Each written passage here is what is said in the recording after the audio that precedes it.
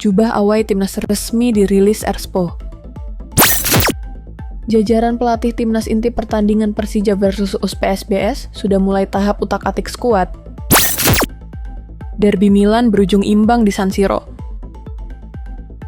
Sebelum kita lanjut ke berita sepak bola terlengkap dan terkini, Football Overs bisa subscribe dan nyalakan lonceng terlebih dahulu, agar tak ketinggalan konten-konten terbaru dari Kick Off News.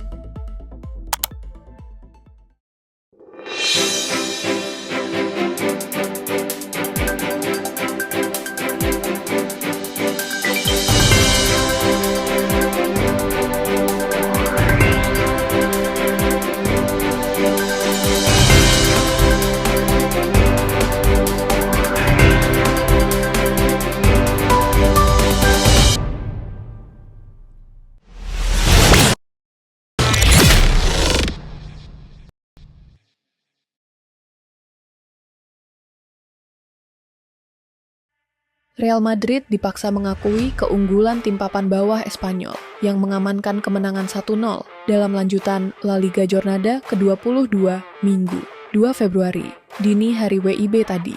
Di pertandingan yang digelar di RCDI Stadium semalam, Madrid sempat membuka keunggulan melalui lesakan Vinicius Junior di menit ke-21. Namun itu dianulir VAR karena dalam prosesnya Kylian Mbappe melakukan pelanggaran terhadap Paul Lozano. Tuan rumah yang menjelang laga ini berada di zona merah, justru mengejutkan sang favorit juara sebagaimana Carlos Romero yang tak terkawal menyambut umpan silang Omar El Hilali untuk sekaligus menaklukkan kiper Thibaut Courtois di 5 menit jelang waktu normal berakhir. Kekalahan ini tak mengubah posisi Madrid yang tetap di puncak klasemen, namun mereka hanya memiliki keunggulan 1 poin atas pesaing terdekat Atletico. Sementara Espanyol, di sisi lain, keluar dari zona degradasi dan untuk sementara menempati posisi ke-17 setelah merangkum 23 angka dari 22 laga. Sementara sesama dari kota Madrid lainnya, Atletico Madrid berhasil menang atas tamunya Mallorca dengan skor 2-0. Atletico berhasil unggul lewat Samuel Lino di menit 26. Tuan rumah tak mengendurkan serangan di babak kedua. Penyerang Prancis Antoine Griezmann berhasil menceploskan bola di masa injury time. Hasil 3 poin ini membuat mereka semakin dekat dengan si pemuncak klasmen yang hanya selisih 1 poin saja. Sementara itu, Mallorca mengalami 3 pertandingan terakhir dengan kekalahan yang membuat mereka masih bertengger di posisi ke-7 klasmen sementara dengan raihan 30 poin.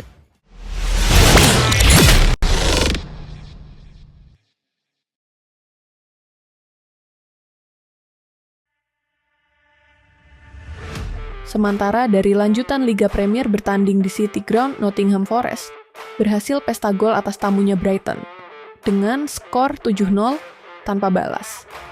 Parade gol dari Nottingham Forest dilesakan oleh gol bunuh diri dari Lewis Dunk, Gibbs White, Neco Williams, dan hat-trick sensasional dari Chris Wood.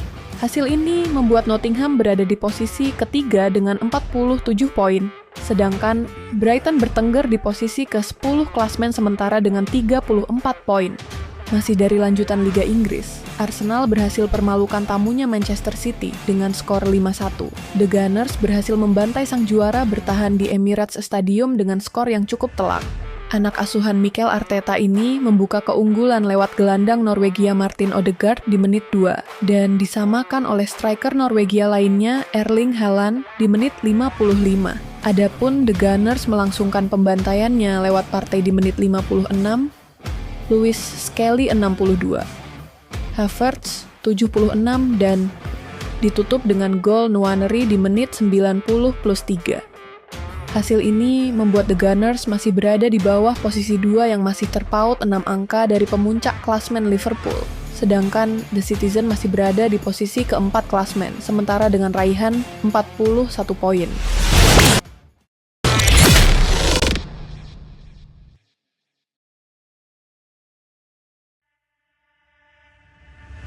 Selanjutnya, datang dari Liga Italia, Derby Milan tersaji dini hari tadi, bermain di San Siro Stadium.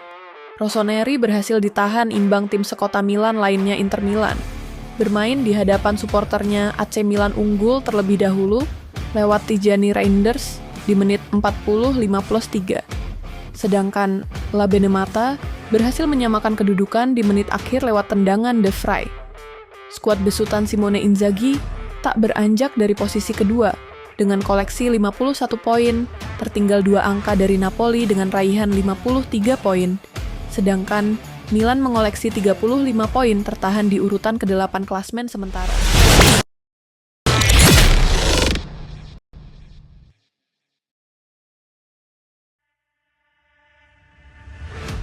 Selanjutnya, datang dari Bundesliga, ada pertandingan dari Bayern Munchen yang hampir saja ditahan imbang di kandang oleh tamunya Holstein Kiel.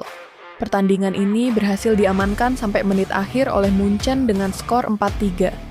Bayern Munchen mencetak gol lewat Jamal Musiala di menit 19. Dilanjutkan Bryce Harry Kane di menit 40, 5+3, dan 46.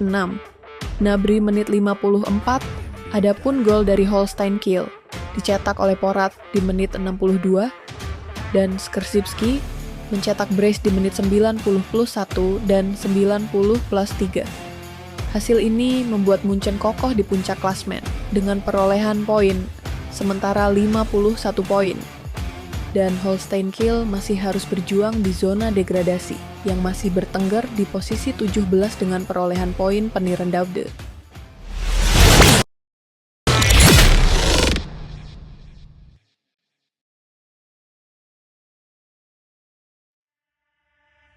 Lanjutan dari Ligue 1, Ousmane Dembélé sedang dalam tren up performance dengan hat-trick di 2 pertandingan terakhir.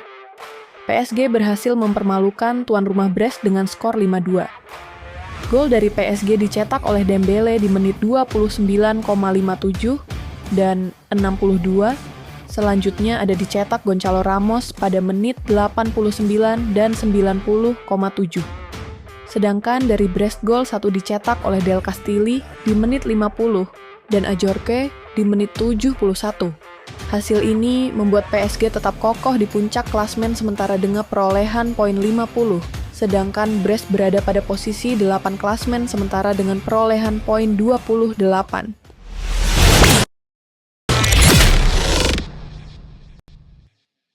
Sementara itu, Manchester City kini masih bernegosiasi dengan FC Porto untuk transfer Nico Gonzalez sebelum batas waktu transfer. Menurut laporan ESPN, sejauh ini City enggan memenuhi klausul pelepasan kontrak Gonzalez yang ditaksir sekitar 60 juta euro, 1 triliun rupiah. Porto sendiri menghargai pemain 23 tahun itu sekitar 40 juta euro, 673 miliar rupiah. Porto juga tidak mau menerima potongan biaya karena sebagian pembayarannya akan jatuh tempo kepada mantan klub Gonzalez, Barcelona. Pemain Spanyol itu pindah ke Portugal dari La Liga pada 2023 lalu. Kemudian ada pembayaran terutang kepada Barcelona jika Gonzalez pindah yang bisa mencapai 40% dari total biaya transfer.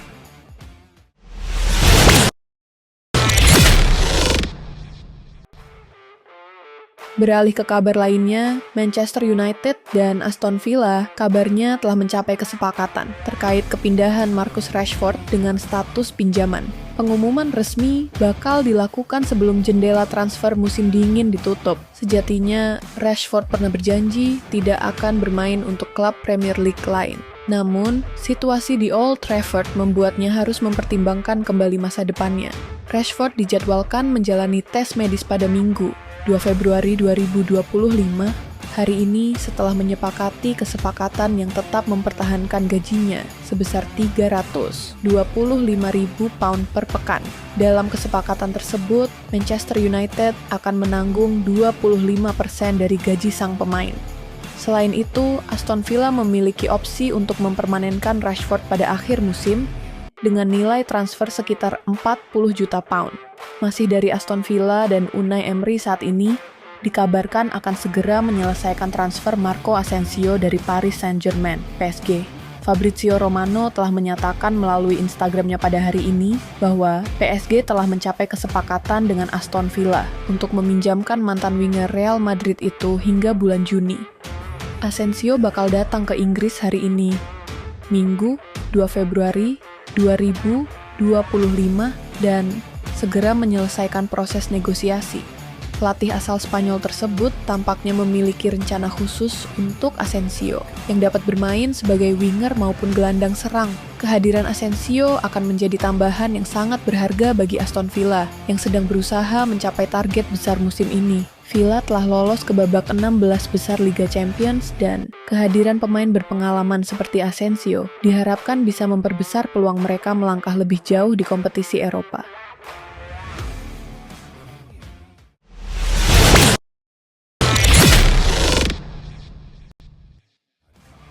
Sementara datang dari kapten timnas Indonesia, Jay Itzes diklaim jadi incaran klub raksasa Italia, Juventus. Venezia mematok harga tinggi untuk jasa kapten timnas Indonesia itu. Juventus lagi mencari bek baru untuk memperkuat tim.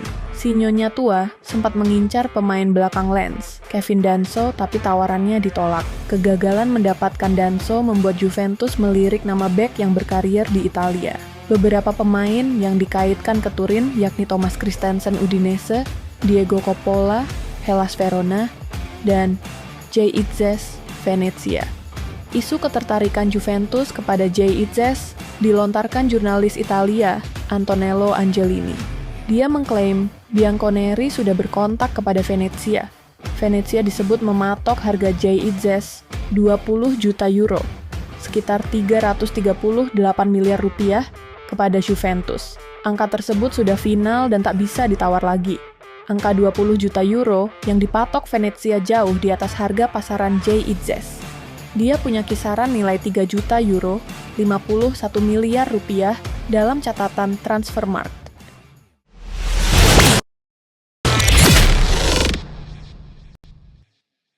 Tim kepelatihan anyar timnas Indonesia yang dipimpin Patrick Kluivert mulai memantau BRI Liga 2 2024-2025. Laga Persija Jakarta versus PSBS Biak di Stadion Patriot Candrabaga, Bekasi, Minggu, 2 Februari 2025. Jadi laga perdana mereka di Indonesia. Patrick Kluivert dan kolega tampak menikmati momen itu. Mereka pun menyaksikan laga Persija Jakarta kontra PSBS Biak dengan antusias. Patrick Kluivert beberapa kali memberikan apresiasi terhadap permainan kedua tim.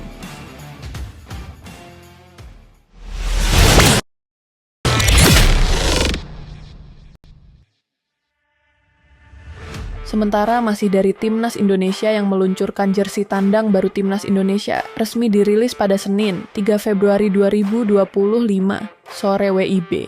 Penampakan jersey away baru Timnas Indonesia dapat dilihat dalam unggahan terbaru Erspo di Instagram. Sesi pemotretan untuk jersey away anyar Timnas Indonesia ini dilakukan di 3 negara berbeda dan melibatkan sejumlah pemain seperti Tom Hay, Ragnar Oratmangoen, Sandy Walsh, Calvin Verdonk, Mace Hilgers, serta Shane Patinama. Andalan klub Italia Venezia, Jay Itzes, turut memperkenalkan kostum away terbaru skuad Garuda. Rizky Ridho dan Muhammad Ferrari juga melakukan sesi pemotretan dengan seragam tandang paling Gres ini. Jersey tandang baru Timnas Indonesia mengusung warna dominan putih dengan aksen kelir hitam pada bagian leher, lengan, serta nomor. Corak abu-abu juga terlihat pada sisi pundak sampai kedua lengan seragam. Sehari sebelum peluncuran jersey ini, pendiri Erspo Muhammad Sadat telah memberikan bocoran soal warna kaos kaki yang dominan putih dengan aksen abu-abu, menyesuaikan masukan pemain.